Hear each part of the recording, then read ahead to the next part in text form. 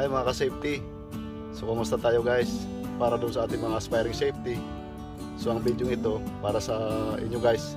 Paano ba basahin ng heat index chart? Sana makapagbigay ng kaunting kaalaman para sa inyo mga ka-safety. Okay, para dun sa ating mga aspiring safety.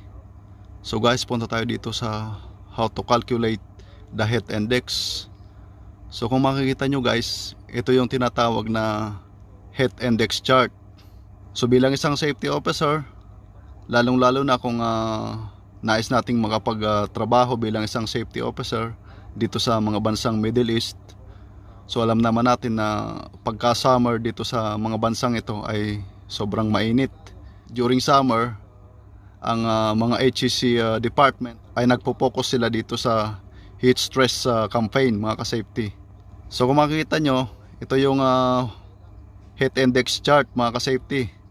So bilang isang safety officer, kailangan marunong tayong magbasa kung ano yung heat index chart. Okay guys, dito tayo sa pinaka taas na section. Makikita natin dito yung relative humidity. So dito sa horizontal na to guys, from 10% to 90%, yan yung relative humidity natin. So percent ang tawag sa humidity guys. At dito naman sa vertical na to, yung air temperature, ang tawag dito ay degrees mga ka-safety. So from 50 down to 26, siya yung tinatawag na temperature mga ka-safety. So tinatawag siya na degrees, 26 degrees up to 50 degrees mga ka-safety. Okay, punta tayo dito sa section na to. Makikita natin dito yung red, amber color, yellow, at yung white. So sa ibang mga companies mga ka-safety, ang ginagamit nila dito ay green. Dito sa ano na to. So ibig sabihin caution lang siya, green. Okay, punta tayo dito mga ka-safety. Dito yung severity, heat index, at yung heat syndrome. So pagka ang heat index mga ka-safety ay pumalo siya ng above 54 dito sa red na to. So ayan yung heat index niya, above 54.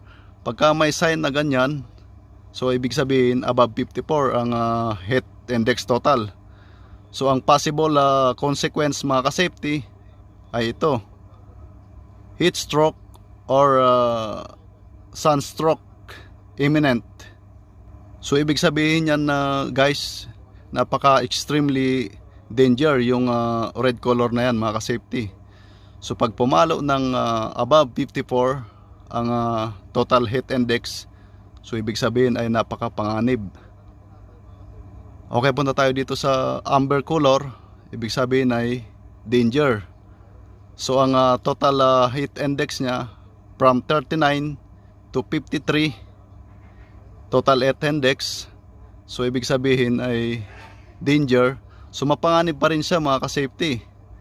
So ito yung possible consequence: sunstroke, heat cramps, or heat exhaustion, heat stroke possible with prolonged exposure and physical activity. Okay, punta tayo dito sa yellow color. So pagka nandito sa yellow color ang ating heat index, ibig sabihin na extreme caution. So from 32 to 38 ang total ng heat index. So ito yung possible consequence: sunstroke, heat cramps, or heat exhaustion possible with prolonged exposure and physical activity. So punta tayo dito sa white. So pagka nandito sa white mga ka-safety, ibig sabihin mababa. So caution lang siya, from 27 to 31 heat index. So ito yung potential consequence: fatigue possible with prolonged exposure and physical activity.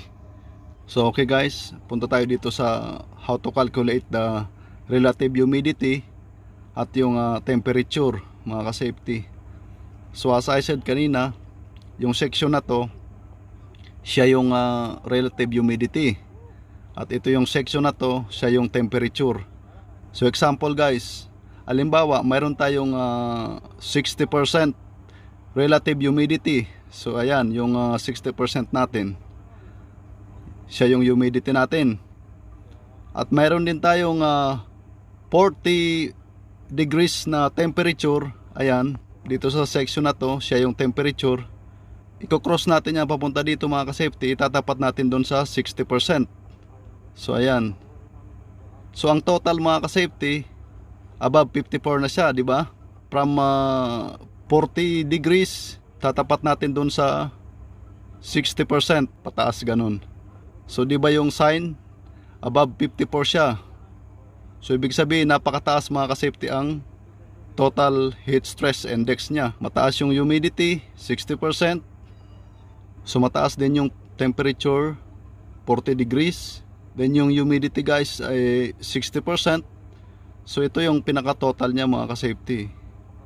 Above 54 yung total heat index niya mga ka-safety.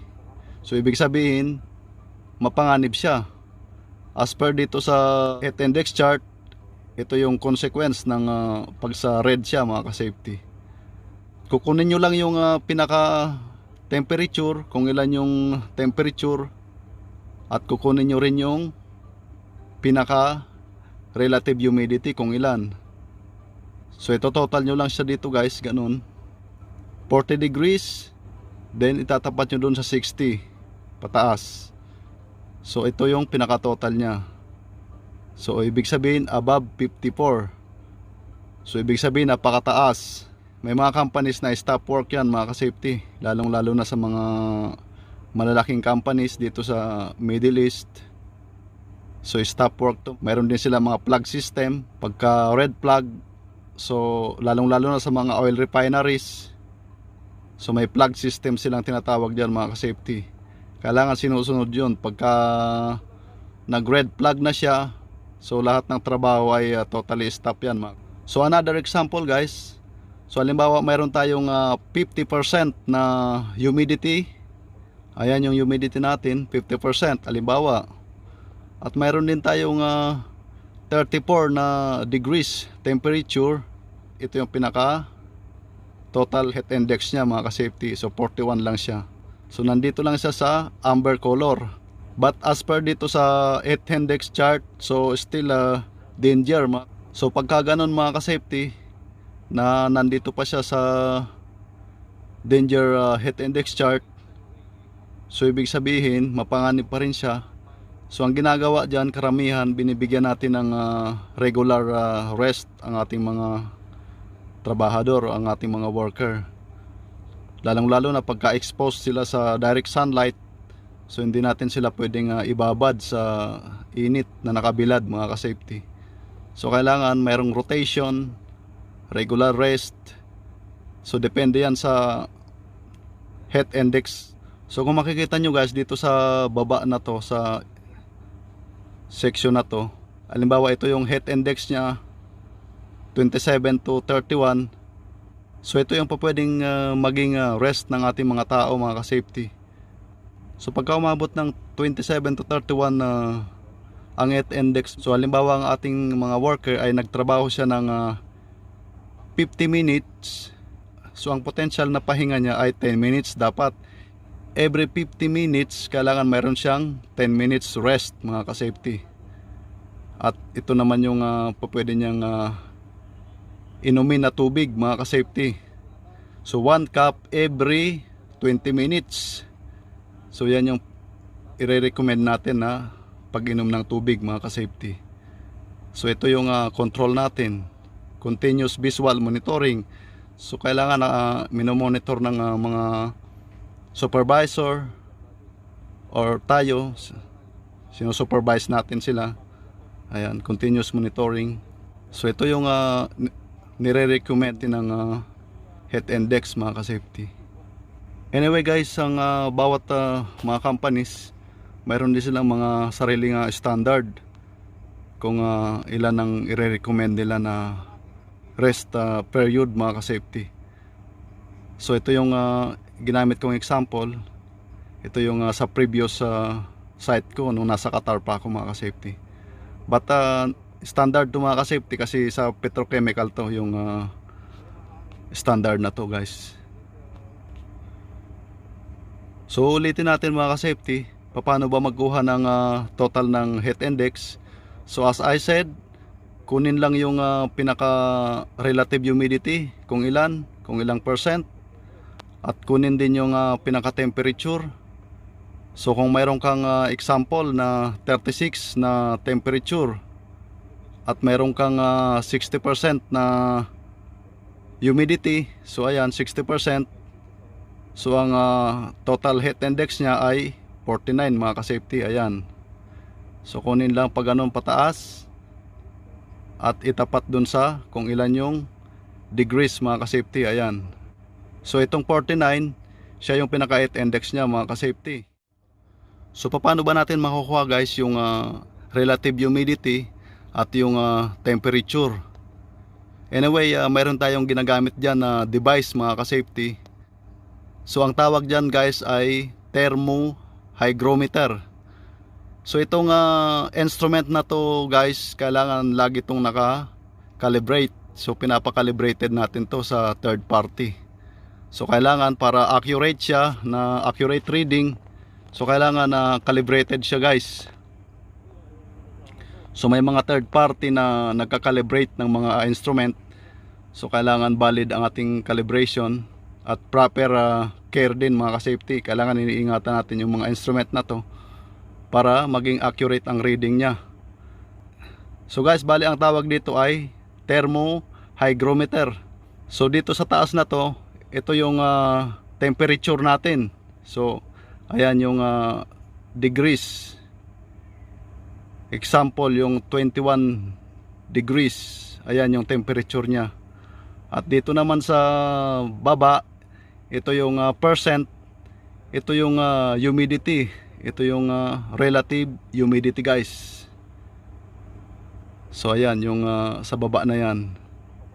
Ito yung temperature at ito yung degrees. So paano nga kuhanin yung heat index, temperature niya? So dito na lang natin kukuhanin siya sa 26. So ayan. So bali napakababa guys ng total heat index, 27 lang siya. Ayan. So dahil mababa ang temperature guys, so mababa rin ang ating heat index, 27 lang. So pagka nandito yung heat index natin sa section na to, so ibig sabihin caution lang siya. So hindi siya mapanganib. Usually nangyayari ito mga ka-safety pagka winter. So during winter mga ka-safety, so napakaganda ng panahon sa Middle East pagka taglamig. So wala tayong pangamba sa mga heat index mga ka-safety. So during summer guys, as I said, dito sa almost araw-araw guys, pagka buwan ng August, September to October. So yung mga buwan na yan mga ka-safety, yan yung pinaka-critical na buwan pagka dito ka sa Middle East. Talagang araw-araw halos mataas ang humidity niyan at mataas ang temperature araw-araw. So laging ang heat index niyan mga ka-safety ay laging nandito sa above 54. So as I said, lalong-lalo na pagka sa mga refinery kayo, susundin natin yung standard nila. So pagka red flag, kailangan stop work as per sa client requirements mga ka-safety. So kung ano yung requirements nila, kailangan natin sinusunod. So hanggang dito muna yung ating discussion mga ka-safety about dito sa paano basahin ng heat index chart. So sana nakapagbigay ng kaunting mga tips para sa ating mga aspiring safety yung ating diniscuss. So stay safe mga ka-safety. Safety first.